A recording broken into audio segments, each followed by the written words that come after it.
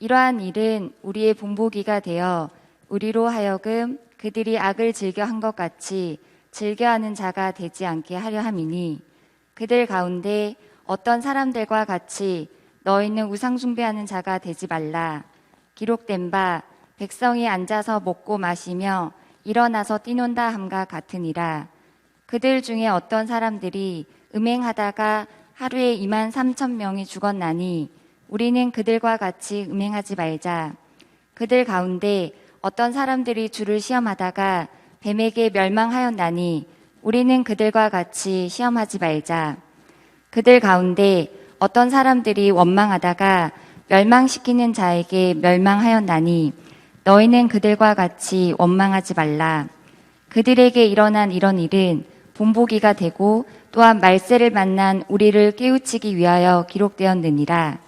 그런즉 선줄로 생각하는 자는 넘어질까 조심하라. 아멘.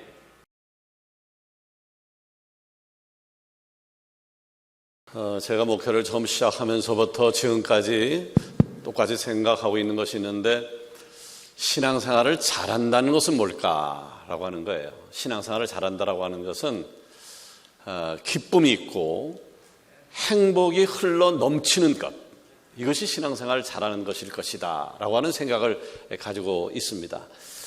자, 그렇다면 여러분의 신앙생활을 한번 점검해 보십시오. 여러분의 신앙생활은 어떠합니까? 예배 드리는 자체가 신바람이 나십니까? 행복하십니까? 아유, 지겨워. 예배가 이거 언제 끝날라나 라고 하는 분은 안 계신지 모르겠습니다. 우리 교회는 2022년도에 올해죠, 제주도와 그리고 속초에 힐링하우스를 세웠습니다. 왜 그것을 만들었냐고요? 우리 성도들이 그곳에 가서 힐링하면서 조금이라도 행복하다라고 하는 것을 누리게 하고 싶었습니다. 그리고 20년 전부터는 아마 세계에서 유일할 겁니다. 서강교회 경산 안내. 한 교회를 10년, 20년, 30년 섬긴 분들을 축하하고 격려하고 박수를 보내드리고 싶어서 경산 안내 행사를 진행을 해왔습니다.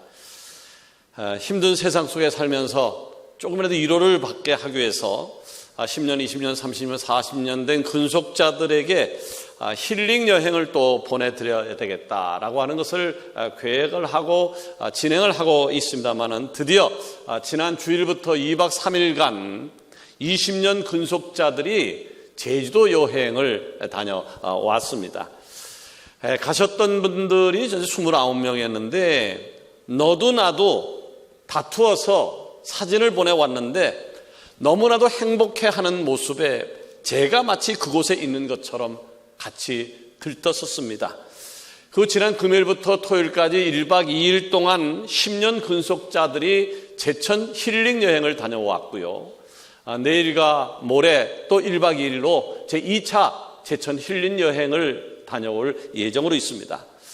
10월 달에는 30년 근속자들이 일본 여행을 하게 되고요. 11월 초에는 40년 이상 되신 분들과 더불어 원하시는 분들 지금 26명이 성지순례를 다녀올 예정으로 있습니다.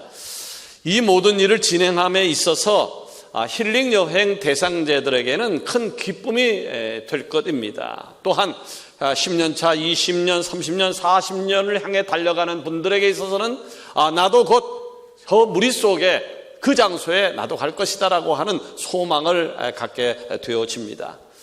사랑하는 여러분, 왜 우리 교회에서는요, 이 많은 시간과 그리고 많은 비용을 들여서 힐링 여행을 보내주고 있는 것일까요? 다른 것이 아닙니다. 신바람 나는 행복한 신앙생활을 해보자라고 하는 뜻이 있습니다. 아멘. 여러분, 우리에게 주어진 남은 시간이 얼마나 될 것 같습니까? 10년, 20년, 30년, 40년, 50년일 것인데, 이 주어진 시간은요, 내가 생각했던 것보다 빠르게 지나갈 것입니다. 그러나 그 빠르게 지나가는 그 모든 시간, 여러분 행복한 삶이 되어지기를 원합니다. 아멘. 왜 우리가 행복해야 될까요? 왜 행복해야 될까요? 그것이 바로 나를 이 땅에 보내신 하나님의 뜻이 숨겨져 있기 때문입니다. 창세기 1장 27절 이하에 보니까요, 하나님이 자기의 형상 곧 하나님의 형상대로 사람을 창조하시되 남자와 여자를 창조하시고 하나님이 그들에게 복을 주시며 그들에게 이르시되 생육하고 번성하여 땅에 충만하라, 땅을 정복하라, 바다의 고기와 하늘의 새와 땅에 움직이는 모든 생물을 다스리라 하시니라 라고 하는 말씀을 하고 있습니다. 자, 여기에 하나님께서 우리 인간을 창조하신 다음에 가장 먼저 하신 일이 뭐라고 기록되어져 있습니까? 예, 복을 주셨다라고 하는 겁니다. 아멘. 복을 주셨다라고 하는 겁니다. 아멘. 자, 그렇다면 우리가 이 세상을 살아가면서 행복을 누린다라고 하는 것은 너무나도 당연한 수순이죠. 왜냐하면 하나님이 그렇게 만들어 주셨기 때문입니다. 아멘. 자, 그런데 여러분 행복하십니까? 아멘. 자, 행복하십니까? 라고 하는 질문을 던질 때에 예, 나는 너무 행복합니다 라고 하는 사람보다 고개를 좌우로 흔드는 사람들이 훨씬 더 많이 있습니다. 자, 하나님은 우리를 분명히 행복하라고 만들으셨는데 왜 많은 사람들이 행복하다고 느끼지 않은 것일까요? 그 이유가 오늘 읽은 본문의 앞쪽에 나와 있습니다. 고린도전서 10장 1절 이하입니다.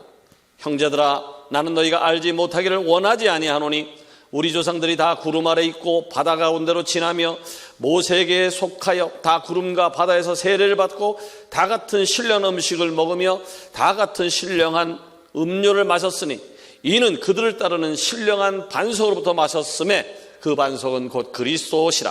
그러나 그들의 다수를 하나님이 기뻐하지 아니하셨으므로 그들이 광야에서 멸망을 받았느니라. 자, 이 말씀을 간단하게 설명하자면 하나님께서 허락하신 축복을 붙잡은 사람들은 주님과 함께 동행하면서 하나님이 친히 허락하신 신령한 음식을 먹으며 행복을 누렸다라고 하는 것이고요. 반면에 하나님께 주신 복을 자기 발로 뻥 걷어차서 결국 광야에서 멸망을 받았다는 이야기입니다. 오늘 저는요, 이 이야기를 토대로 해서 오늘 본문 말씀을 전개해 보려고 합니다. 저는 오늘 여러분들에게 한 번 사는 인생을 어떻게 하면 좀 더 행복할 수 있을까?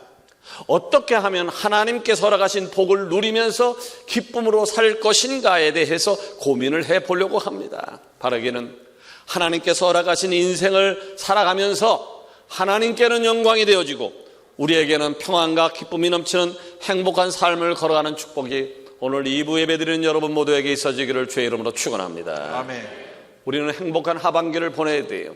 그리고 행복한 인생을 살아야 될 것인데 그러기 위해서 필요한 것은 무엇일까요? 예, 첫 번째는요, 오해하지 않는 거예요. 오해하지 않는 거예요.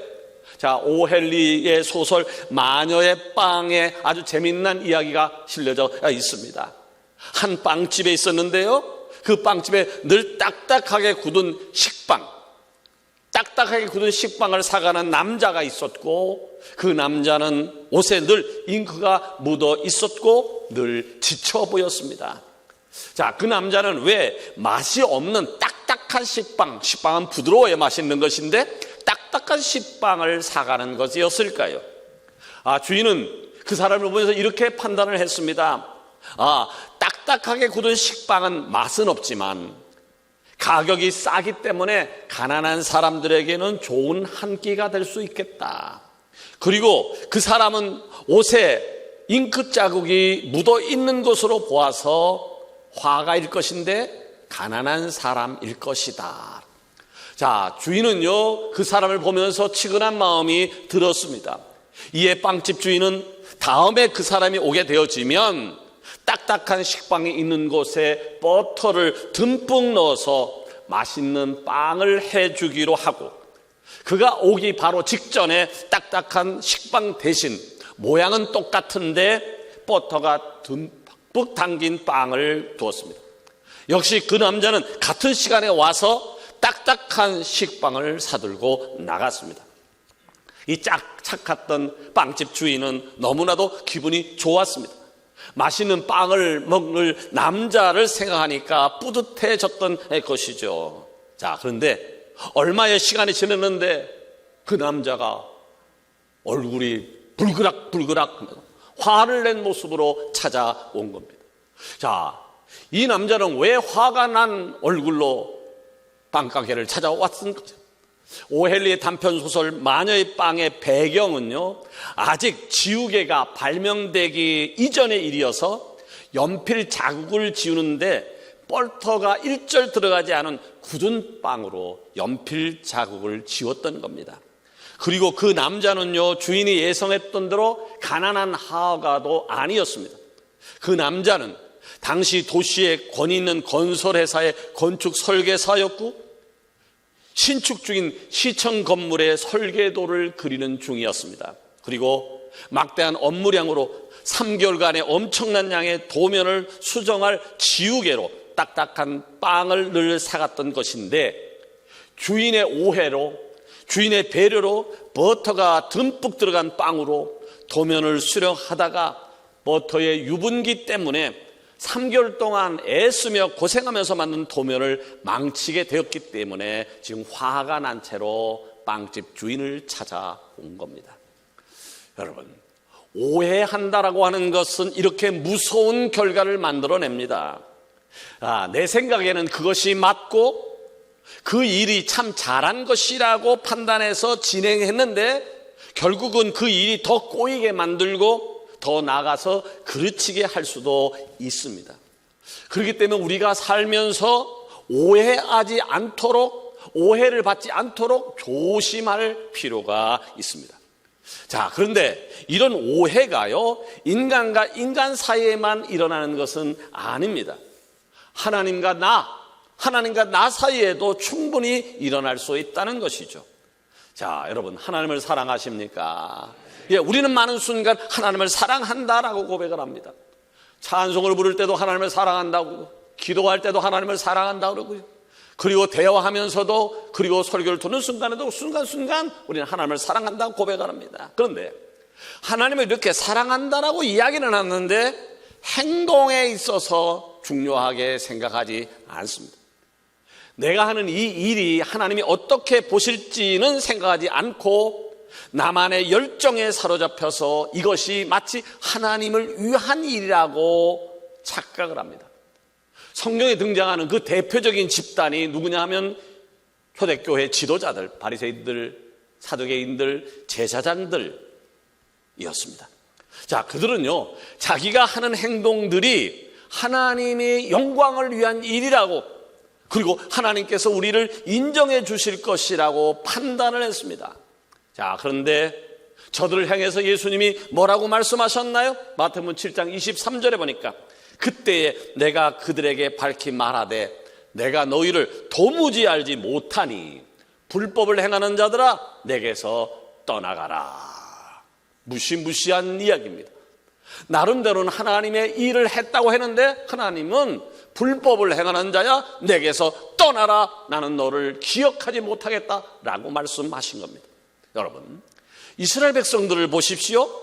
애굽 4박 30년의 노예 생활에서 해방시켜 주신 하나님을 맛보았어요. 얼마나 감격적인 이야기입니까? 이들로 인해서 하나님의 구원과 하나님의 은혜가 아주 명확해졌습니다.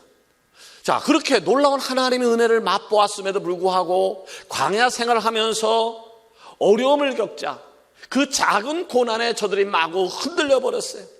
그리고 그들은 생각했어요. 하나님이 우리를 죽이려고 애굽에서 탈출시켜서 광야로 이끌어 왔다라고. 하나님을 오해했어요. 그리고 하나님을 원망을 했습니다. 여러분, 하나님께서는요, 우리를 푸른 초장으로 인도하시는 분임을 믿으시길 바랍니다. 다만 푸른 초장으로 가기 위해서는요, 거친 골짜기도 지나야 하는 것이고요, 포식자가 많은 들판도 지나야 하는 것입니다. 여러분, 눈앞에 펼쳐져 있는 어떤 상황 때문에 우리를 순간순간마다 지켜주시는 하나님의 은혜를 오해하지 않으므로 내가 서 있는 곳이 어디이든지 내가 어떤 일을 당하든지 간에 주님께서 허락하신 축복을 누리는 은총이 여러분 가운데 넘치기를 원합니다. 아멘. 두 번째로, 행복한 하반기 또 행복한 삶을 위해서 필요한 것은 뭘까요? 다른 것이 아니라 하나님의 은혜를 잊지 않는 거예요. 아멘. 하나님의 은혜를 잊지 않는 거예요. 세계적인 흑인 가수죠. 마리아 앤더슨은요, 아주 가난한 집에서 성장했습니다. 얼마나 가난했는지 부모는 그녀를 뒷바라지할 능력이 없었습니다. 그렇게 힘든 시기를 보내고 있던 그녀에게 만남의 축복이 찾아옵니다. 그럼 만남의 축복이 얼마나 귀한 것인지 아시죠? 부모를 잘 만나는 것도 축복이고요, 자녀를 잘 만나는 것도 축복이고, 배우자를 잘 만나는 것도 축복이고, 친구를, 이웃을, 교회를, 자, 이 만남의 축복이라고 하는 것이 귀한 것이에요. 자, 이 마리아 앤더슨에게 만남의 축복이 찾아왔어요. 그녀의 음색과 그리고 그녀의 능력을 알아봤던 교회에서, 그녀가 다니는 교회에서 후원회를 조직해서 그녀를 밀어주기를 시작을 했습니다. 교회 후원 덕분에 그녀는 마침내 가수가 됩니다. 그리고 드디어 가수의 꿈에 그리던 뉴욕 맨하탄 홀에서 독창회를 갖게 되어집니다. 그런데 독창회가 끝나고 나니까 백인들이 그녀를 비난하며 악평을 쏟아내기를 시작을 했습니다. 여자가 남자의 목소리를 낸다느니, 소프라노인지 알토인지 구별할 수가 없다느니, 외모는 어떻더니, 그 당시만 해도 인종차별이 아주 심했던 터라 이유 없는 큰 비난을 받아야 했습니다. 자, 이해할 수 없는 비난에 시달린 마리아 앤더슨은 크게 실족합니다. 그리고 고백합니다. 다시는 노래하지 않을 거야. 다시는 노래하지 않을 거야. 그때 그의 어머니가 그녀를 꼭 안아주면서 이런 말을 합니다. 사랑하는 내 딸아, 은혜가 성공보다 먼저란다. 아멘. 은혜가 성공보다 먼저란다. 아멘. 하나님과 그리고 성도들의 은혜로 이 자리에 선 것을 너는 잊어서는 안 된다. 아멘. 그녀의 어머니의 이야기인즉 성공한 사람이 되는 것도 중요하지만 성공한 사람이 되기 이전에 은혜를 아는 사람이 되어야 한다라고 하는 것이었습니다. 마리아 앤더슨은요, 어머니의 말에 위로와 용기를 얻었고 다시 일어났고 결국은 세계적인 가수가 되었습니다. 늘 겸손하며 하나님께 그리고 자신을 사랑하는 이들에게 모든 영광을 돌리는 삶을 살게 되어진 것입니다. 여러분, 오늘 나의 모습은 어떠합니까? 우리는 어떠합니까? 많은 순간 그렇지 않나요? 하나님의 은혜를 잊고 삽니다. 그 어려운 순간 고비고비마다 내게 어떤 축복을 주셨는데, 어떻게 기업하셨는데 우리는 까마득하게 그 은혜를 잊습니다. 바쁘다는 이유 때문에, 삶이 힘든다는 이유 때문에, 세상의 유혹에 빠져 있을 때도, 시험에 들 때도 하나님의 은혜를 잊습니다. 자, 사람이다 보니까 잊을 수는 있습니다. 사람이다 보니까 잊을 수 있습니다. 그러나 잊어서는 안 될 것이 있습니다. 잊어서는 안 되는 것을 잊는 순간 세상 모든 것이 달라 보이기 시작합니다. 이스라엘 백성들이 홍해바다를 건너서 하나님을 찬양하며 하나님을 경배했던 곳이 어디입니까? 광야였습니다. 광야였습니다. 또 하나님과 그리고 그들의 지도자 모세를 비난하며 저주를 퍼붓은 것도 광야였습니다. 찬양도 광야에서 했고요, 저주도 광야에서 했어요. 자, 무슨 차이일까요? 차이가 뭘까요? 한 가지입니다. 하나님의 은혜를 기억한 것과 하나님의 은혜를 기억하지 못한 것의 차이였습니다. 여러분, 오늘 우리는 예배하고 있는데 지금 예배할 수 있다는 것, 하나님의 은혜입니다. 아멘. 오늘 우리가 주님께 감사함으로 드릴 수 있는 것, 나갈 수 있는 것, 이것도 역시 하나님의 은혜입니다. 아멘. 오늘까지 내가 숨을 쉬고 살고 있는 것, 잠을 잘 수 있는 곳이 있는 것, 일할 수 있는 터전에 있는 것, 대한민국에 살아가는 것, 하나님의 은혜입니다. 아멘. 자, 사도 바울은요, 하나님의 은혜를 오해하거나 하나님의 은혜를 오해하거나 잊어버렸던 이스라엘 백성들의 말로를 떠올리면서 경고를 하고 있습니다. 8절 이하에 보니 그들 가운데 어떤 사람들이 주를 시험하다가 뱀에게 멸망하였나니 우리는 그들과 같이 시험하지 말자. 그들 가운데 어떤 사람들이 원망하다가 멸망시키는 자에게 멸망하였나니 너희는 그들과 같이 원망하지 말라. 그들에게 일어난 이런 일은 본보기가 되고 또한 말세를 맞는 우리를 깨우치기 위하여 기록되었느니라. 아멘.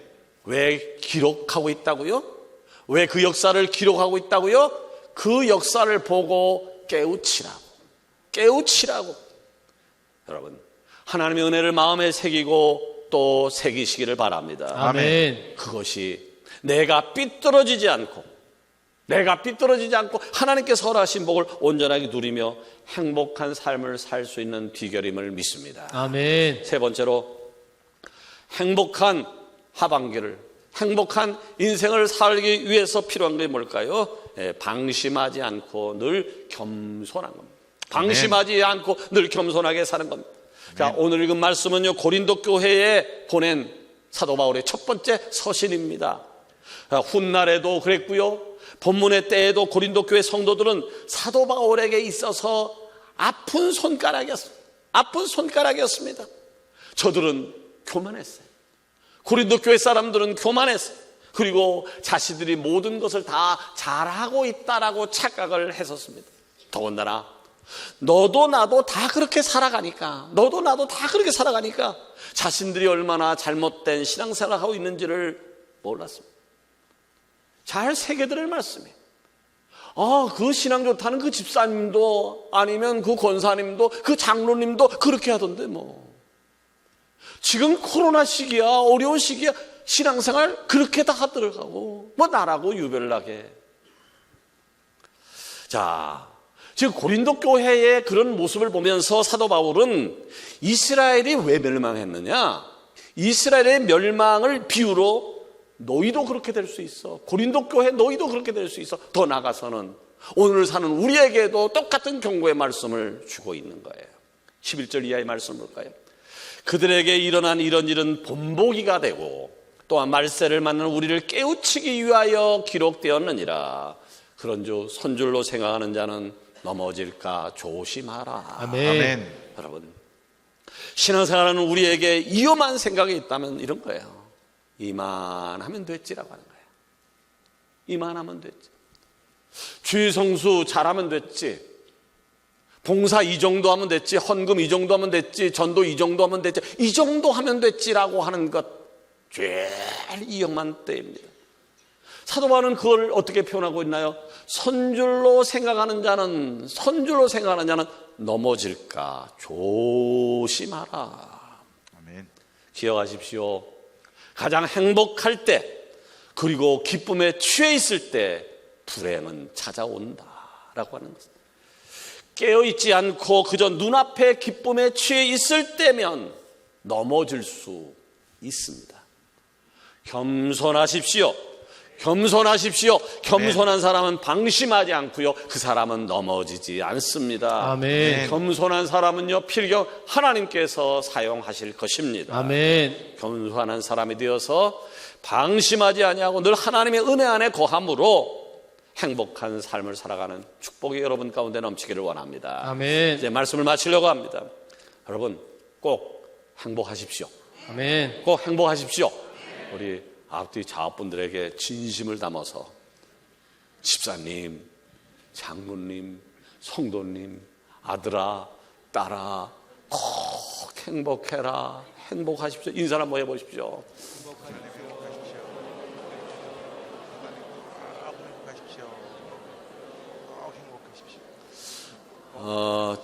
내가 보기에도 진심을 담아서 간절히 행복을 말하는 사람이 있는가 하면 행복해라.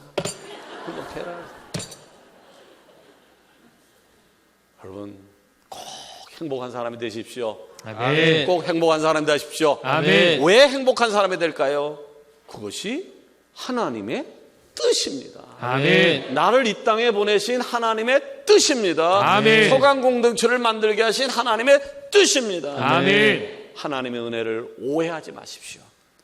하나님의 은혜를 잊지 마십시오. 아멘. 겸손함으로 여러분의 삶이 축복된 삶이 되어지기를 주의 이름으로 축원합니다. 아멘. 기도하십시다.